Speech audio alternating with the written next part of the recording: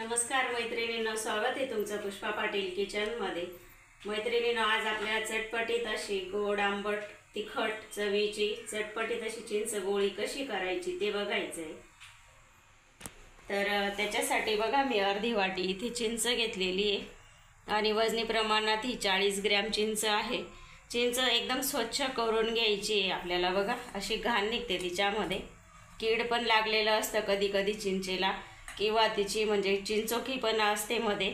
आपण जरी रेडीमेड बाजारातून आणली तरी ती खराब असते, तर तिला स्वच्छ करून घ्यायची, कीड बघून घ्यायचं। चिंचोकी असली एखादी ती काढून घ्यायची, किंवा अशी बारीक सुरीक घाण लागलेली असते ती सुद्धा आपल्याला स्वच्छ करून घ्यायची आहे। बघा,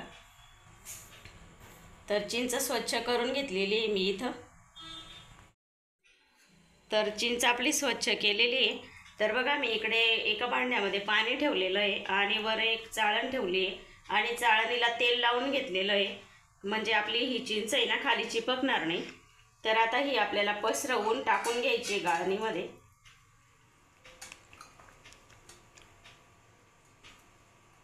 अशी पसरवून टाकून घ्यायची आणि हिला 7-8 मिनिटं चांगलं शिजू द्यायचं आहे, म्हणजे मऊ होईल ती।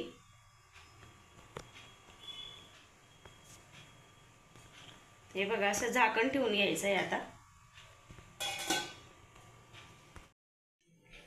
तर बघा, 8 ते 10 मिनिट शिजवली मी चिंच आणि बघा छान अशी मऊसर झालेली आहे। गॅस बंद केला आणि हिला आता थोडं थंड होऊ द्यायचं आहे आपल्याला।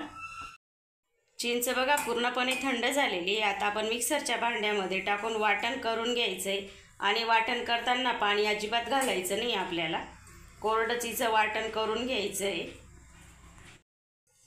तर चिंचेचं वाटण करून घेतलं बघा, 4-5 मिनिटं लागतात। बंद चालू करून 2-3 वेळा फिरवून असं वाटण करून घ्यायचं। हे बघा, असं वाटण केलेलं आहे। तर आता हे बाजूला ठेवू आपण। तर बघा, तर गुळाचा पाक करायचा आहे आपल्याला। त्याच्यासाठी मी गूळ घेतलेला आहे। तर अर्धी वाटी चिंच घेतली होती आणि वजनी प्रमाणात 40 ग्रॅम चिंच होती। तर आता ही 1 वाटी घेतलेली आहे गूळ, बारीक चिरून घेतलेला आहे आणि वजनी प्रमाणात 125 ग्रॅम गूळ आहे, म्हणजे 3 पट मी इथे गूळ वापरते। तर बघा, इकडे मी कढई ठेवलेली आहे तापायला। तर आता हा गूळ घालून घ्यायचा आहे कढईमध्ये आणि अगदी थोडंसं 1 चम्मचभर आपल्याला पाणी घालायचं आहे गुळामध्ये, म्हणजे गूळ वितळेल। जास्त पण नाही घालायचं आहे, नाहीतर मग तो पाक तयार करायला वेळ लागेल, म्हणून अगदी थोडंसं पाणी घालायचं आहे। तर गूळ वितळवताना आपल्याला गॅस कमीच ठेवायचा आहे, मोठा गॅस नाही ठेवायचा, नाहीतर बाकीचे खडे राहतील आणि बाकीचा पाक तयार व्हायला सुरुवात होईल। तर त्याच्यासाठी गॅस मिडियमच ठेवायचा आहे आपल्याला। तर बघा, गूळ पूर्ण वितळून गेलेला आहे।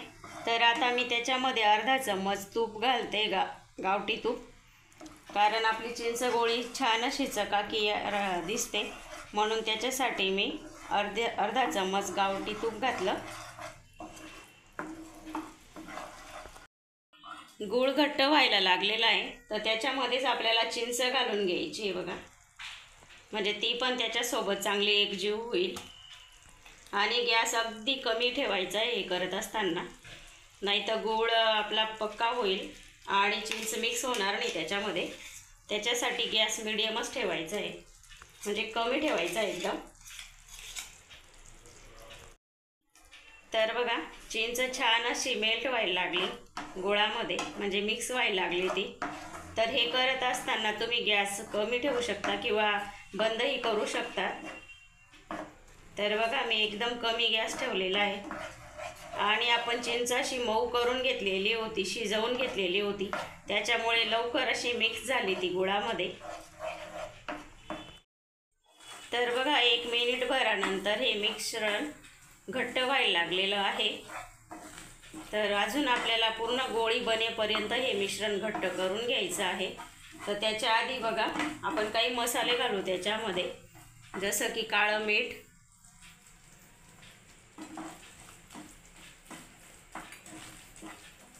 काळं मीठ नाही घातलं, सेंधा मीठ घातलं मी, सॉरी, सेंधा मीठ घातलं छोटा 1 चम्मच,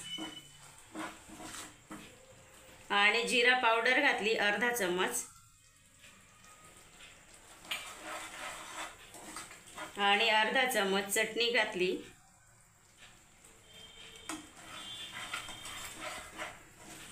आणि बघा ही चिंच गोळीला चटपटी तशी चव येण्यासाठी मी अर्धा चम्मच चाट मसाला घालते। याच्याने खूप छान अशी चव येते चिंच गोळीला। तर मिक्स करून घ्यायचं आहे चांगलं आणि याची आता गोळी होईपर्यंत हे मिश्रण आपल्याला शिजवून घ्यायचं आहे। तर 5 ते 6 मिनिटं मी परत हे मिश्रण मीडियम गॅसवर शिजवून घेतलं आणि आता परफेक्ट असं मिश्रण झालेलं आहे। जरी हे आता थोडंसं पातळ वाटत असलं तरी थंड झाल्यावर याची गोळी होणार आहे। तर त्याच्यासाठी मी आता गॅस बंद करणार आहे आणि याला आता पूर्णपणे आपल्याला थंड करून घ्यायचं आहे आणि नंतरच याची गोळी बनवायची आहे। तर बघा मिश्रण आपलं पूर्णपणे थंड झालेलं आहे आणि गोळी करण्यासाठी पूर्णपणे एकदम छान तयार झालेलं आहे। तर आता आपण याच्या छोट्या छोट्या गोळ्या तयार करून घ्यायच्या आहे। असं थोडं थोडं मिश्रण घ्यायचं आणि गोल अशी गोळी करून घ्यायची आहे बघा। अगदी हाताला चिपकत नाही, काही नाही बघा। जर समजा तुमचं मिश्रण म्हणजे सैल झालं तर अजून थोडंसं गरम करून घ्या आणि किंवा एकदमच जर कडक झालं तरी पण गरम करून घ्या, म्हणजे मिश्रण थोडं सैल होईल आणि थंड करून अशी गोळी करून घ्या। पण माझं हे मिश्रण अगदी परफेक्ट झालेलं आहे, अगदी घट्ट नाही आहे, अगदी म्हणजे कडकसुद्धा नाही आणि सैलसुद्धा नाही आहे, एकदम छान असं मिश्रण तयार झालेलं आहे बघा। तर गोळी करून आपल्याला हे बघा इथे मी साखर घेतलेली आहे बारीक करून, तर तिच्यामध्ये ही गोळी बुडवायची आहे, म्हणजे असं कोट करून घ्यायचं आहे पिठी साखरेमध्ये। तर मी आता सर्व ह्या गोळ्या तयार करून घेते आणि साखरमध्ये कोट करून घेते। तर बघा मी सर्व गोळ्या तयार करून घेतलेल्या आहे आणि साखरमध्ये घुसळून पण घेतलेले आहे बघा पिठी साखरेमध्ये। तर एकदम छान अशा चटपटीत तिखट चवीची आपली चिंच गोळी तयार झालेली आहे। तर ही गोळी बघून आपल्याला लहानपणाची आठवण येते, आपण शाळेत जात असताना ही गोळी खायचो। तर तुम्हाला आली का आठवण ही गोळी बघून लहानपणाची, ते मला कमेंटद्वारे नक्की सांगा आणि तुम्ही पण अशा पद्धतीने चिंच गोळी तयार करून ठेवा।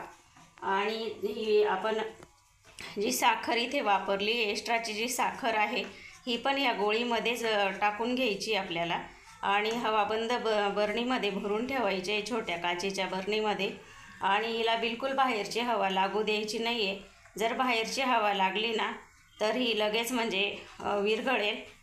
तर त्याच्यासाठी आपल्याला हवाबंद बरणीमध्ये ठेवायची आहे आणि काढतानासुद्धा आपल्याला कोरड्याच हाताने काढायची आहे, ओला हात लावायचा नाही, म्हणजे बिलकुल मावचर हिच्यामध्ये जाऊ द्यायचं नाही, तरच ही गोळी जशीच्या तशी राहते। अगदी वर्षभरसुद्धा तुम्ही ही गोळी ठेवू शकता आणि चटपटीत अशी जेव्हा आठवण आली तेव्हा खाऊ शकता। तर तुम्हाला ही रेसिपी आवडली असेल तर लाईक करा, शेअर करा आणि अशाच चटपटीत रेसिपींसाठी पुष्पा पाटील किचनला सबस्क्राईब करायला विसरू नका। धन्यवाद।